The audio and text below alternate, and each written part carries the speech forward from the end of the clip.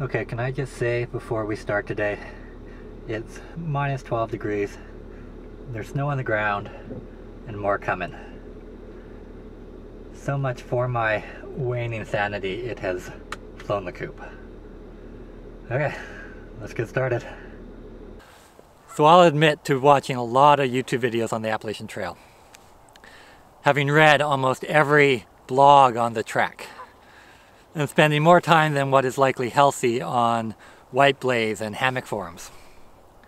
And through these mediums, whether through hiking or section hiking, every now and again you come across an article or a video on hiking with your dog.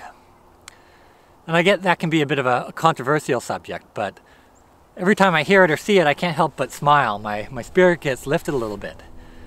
It's because I think about what it would have been like to hike with my former canine companion.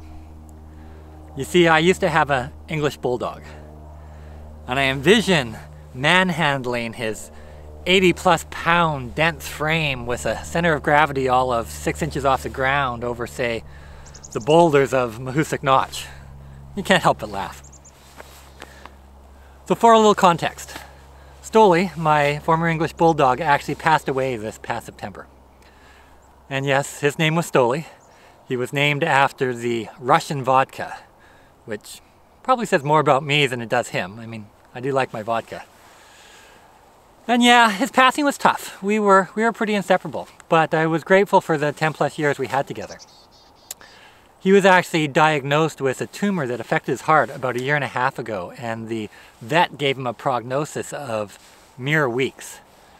But he ended up surviving for another year and a bit, and so I did my best to try and cherish that extra time that we had, as I'm sure any current or former dog or pet owner can attest to and understand only all too well. Raise your hand if you've ever taken your dog to the drive-in. No? Just me? Well, in my defense, Stoli did like a car ride. He did like scary movies, and the popcorn probably put it over the top. But to the Appalachian Trail, I will admit Stoli might have had some issues with that. You see, the Appalachian Trail involves getting out of bed and, well, walking. So he would have discouraged it just on moral principles, assuming, of course, he could speak. However, unbeknownst to either of us, he actually diligently and fully participated in my psychological preparation for the Appalachian Trail over these many years. Without further ado, I bring you the Stoli Chronicles, a Bulldog's guide to hiking the Appalachian Trail. Welcome to my hikeification.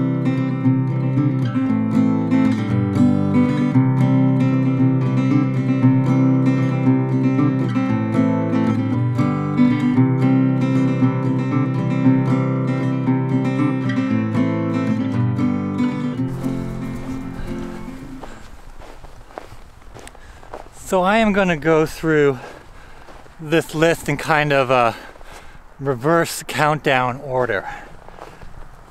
Here we go.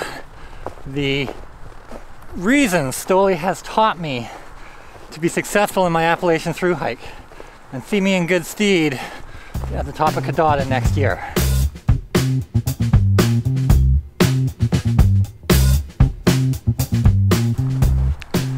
Number 1. Stoli has taught me to take time to enjoy the moment.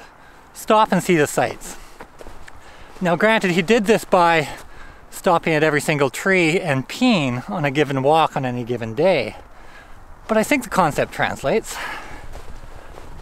Added bonus, he also taught me to not be modest about peeing in the woods. So there is that.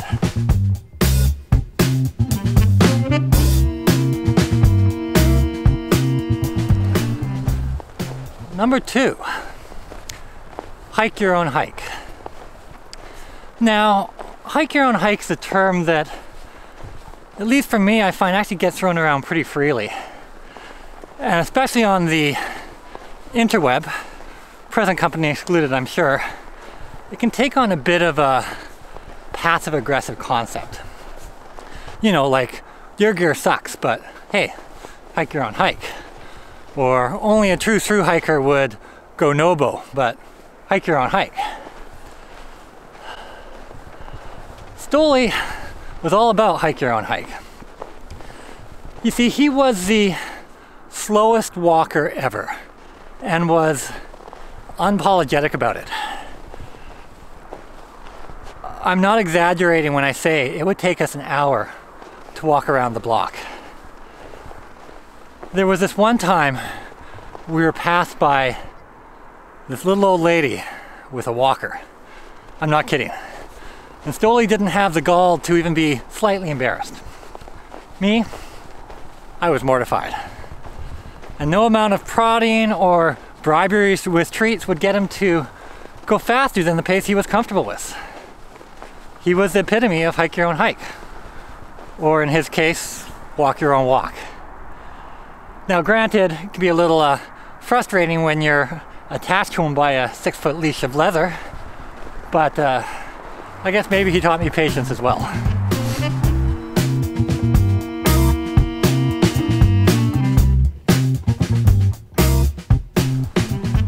Number 3, sleeping in shelters. Now I do plan on sleeping in my hammock the majority of the evenings, but if the situation calls for it, I'm not adverse to sleeping in the shelter. And quite often what I hear is the biggest concern about shelter sleeping, beyond the mice, is the snoring from your fellow thru hikers. Well, let me tell you, if you've ever lived with a bulldog for the better part of 10 years, with him sleeping beside your bed and sounding like a freight train going through, a little snoring from a few hikers, not going to be a problem.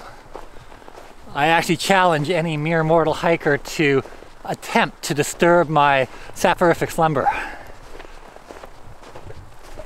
It's all white noise to me after years of intensive bulldog training.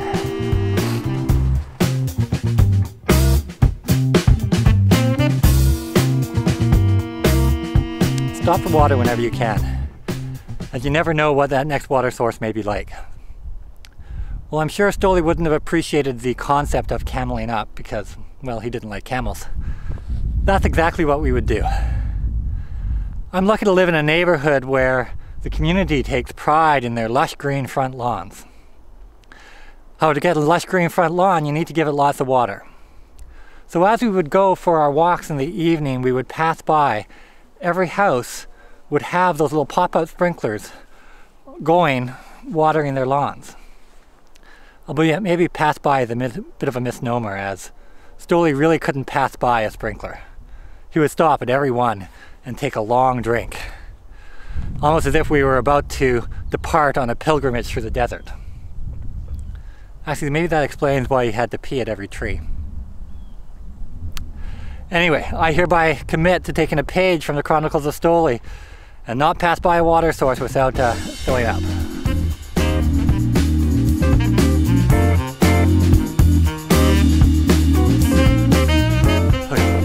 Number 5, take care of your feet.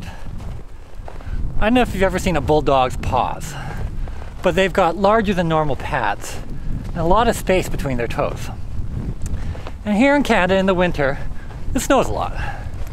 And when you shovel your driveway, there's a greater propensity for ice to form. And to avoid the slipping and the sliding, people will quite often sprinkle salt crystals on the ice to help it dissipate. But as animals walk by, that's not the most comfortable thing. Stoli was not the grin and bear it type of bulldog. And at the first hint of discomfort, he would stop. He'd raise a paw and he'd just leave it hanging up there. He'd wait for me to stop, take off my gloves, bend down and clear out any debris. To repeat this exercise at the next house and the next house after that. So to translate that into thru hiker speak, I will keep an eye out for hot spots. And when I start to notice them, I will deal with them as soon as possible to avoid any blisters down the road. Even if that means stopping in the middle of the trail, digging in my bag for KT tape. You look after your feet will look after you.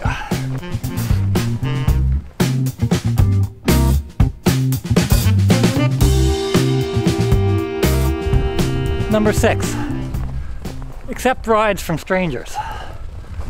You know, to get to and from town.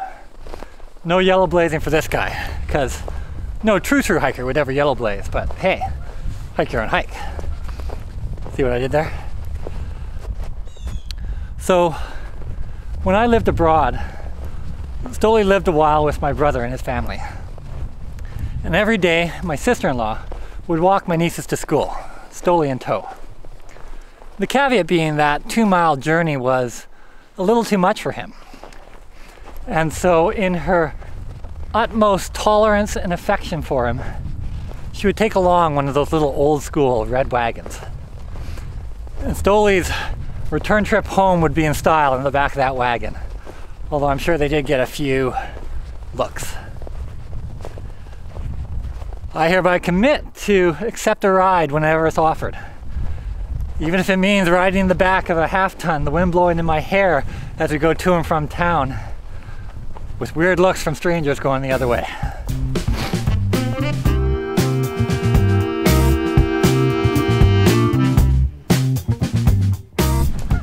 Number 7, make friends fast and don't hang on to animosity. This is just good advice, irrespective of the activity. But Stoli was one of those dogs that needed to say hi to everyone and every dog. Even if it meant crossing the street and taking those extra steps to say hi. Which may not seem like a lot to most people, but for the lazy SOB that he was, it was a big deal. And he would meet everyone with an openness and a generosity, an excitement. Albeit, granted, it was Bulldog excitement, so it's comparative. It kind of presents itself more as mild disinterest, but trust me, it was excitement. Even that little yappy dog across the street that constantly nipped at him, Stoli would still go greet him every other day, giving him second, third chances. As an introvert, this characteristic is not one of my strengths, but I do hear the kinship of the trail may help me get over that, as long as I do take on my inner bulldog.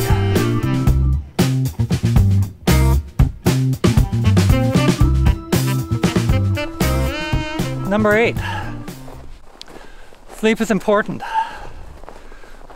Naps are important. Bulldogs like to sleep. Bulldogs like to nap.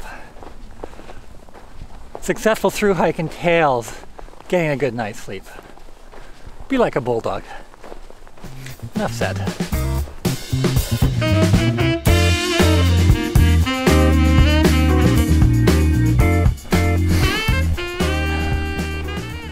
Hiker hunger. Eat as much as you can when you get the opportunity. So when Stoli was a puppy, I took him to puppy training at PetSmart. And the last test before graduation was the come when called. Essentially, you would be about 30 feet away, they'd hang on to your dog, you'd call him, they'd let him go, with the expected result, the dog would beeline right to you. To make things a little more difficult, however, they'd put this little line of kibble halfway between you and him. Every other dog, complete focus on their owner, ran straight to them. Then it was Stoli's turn. First off, Stoli didn't run at the best of times, even as a puppy, so it was more of a casual saunter. And despite my calling and prodding, off he went and stopped halfway. Ate the entire line of kibble. Then looked up around as if to say, "Is that it?" Only then did he start to amble in my general direction. So from a thru hiker's lens, you can never make up all the calories you'll burn in a given day. So when you have the chance to gorge yourself, do so. I hereby commit to not feel guilty about ordering every item off the McDonald's menu. To not feel guilty about going up for third helpings at that Chinese buffet. Half-gallon ice cream challenge? Please, just an appetizer. Okay, little sidebar. I took a little bit of a blogging literary license there because a half-gallon of ice cream is a whole lot to eat in one sitting. Just saying.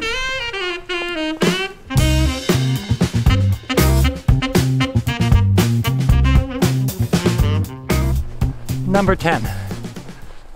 Bathing is overrated. Have you ever seen a bulldog overly concerned or self-conscious about his, I don't know, less than aromatic odor? No? Neither have I. They wear their scent like a badge of honor. I guarantee no grouping of thru hikers could even begin to start to compare to the olfactory onslaught of staying in a car for 5 hours with a bulldog. Stoli was no exception. Even following one of his infrequent baths, he would smell like a daisy for all of 2 minutes before he rolled in something else. Not to mention the odors emanating from him. So when I get to the trail, everyone's gonna stink. No one's gonna notice. I will wear my funky flag with pride and leave the deodorant at home.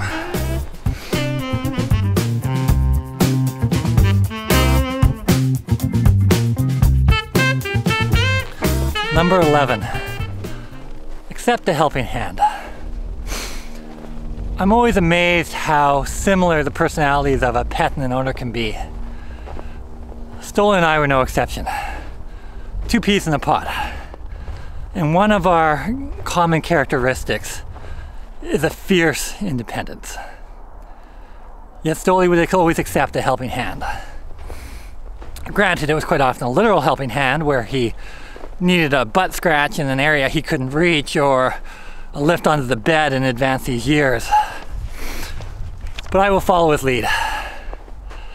I will accept those moments of generosity and support, knowing that the trail provides.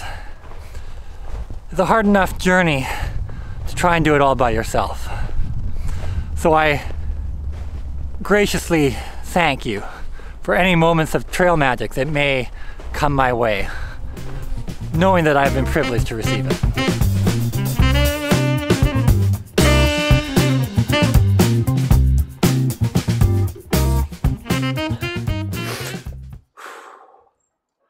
Number 12, embrace your weirdness.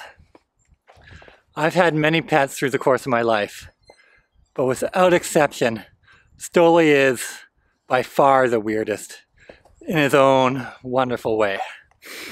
I mean, he was endearing and frustrating and wacky and stubborn and independent and loyal and all rolled into one big ball. Society tends to want to box us into one view of normalcy. Although from what I can see, thru hikers may be a little bit of a different breed, a little bit more on the fringe, walking to the beat of our own drummer. I mean, who else would walk 15 to 20 miles every day in the cold and the rain and the wet and the heat and the bugs and do so of your own volition?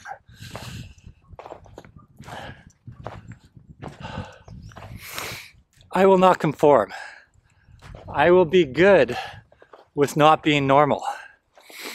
I will be authentic and genuine and embrace my inner weirdness. Just like Stoli.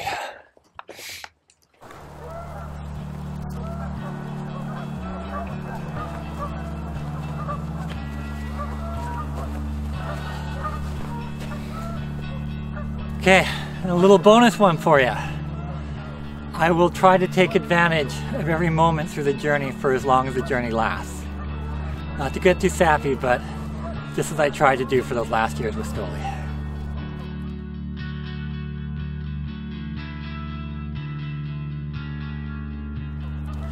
Now, where I will not follow Stoli's lead is in 2 departments. One, Stoli hated the rain, refused to go out of it. I have a feeling avoiding the rain may not be an option for me. And the second is I will try to refrain from the canine predisposition of, well, smelling each other's butts. I've been told that may be frowned upon in hiking circles. And the Stoli has obviously been such a significant part of preparing me for this journey. I think as long as I follow the lessons he's taught me, I have no doubt I'll be successful in getting to Katahdin. And as such, while I have lots of pictures on my iPhone of him, I am carrying one physical picture with me for the 2,189 miles to remind me of these lessons. 5 grams I'm more than willing to carry. Rest in peace, Big Guy. To everyone, I wish you a very happy holiday season and a great new year. Till next time, bike on.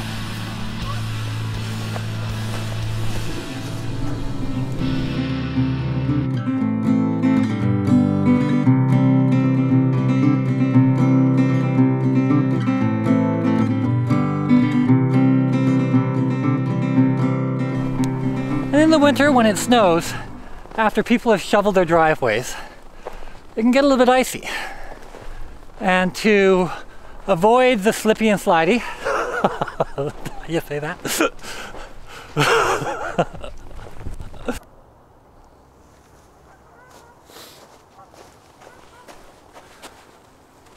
Are you still here? The video's over. Go forth, view the next one. Maybe check out IB Tat's channel. Turn it into a drinking game. Every time he uses profanity, take a shot. If you're still standing at the end of the video, well, you're a better man or woman than I am. IB Tat, if you're watching, love your videos, brother. Keep them coming. Later.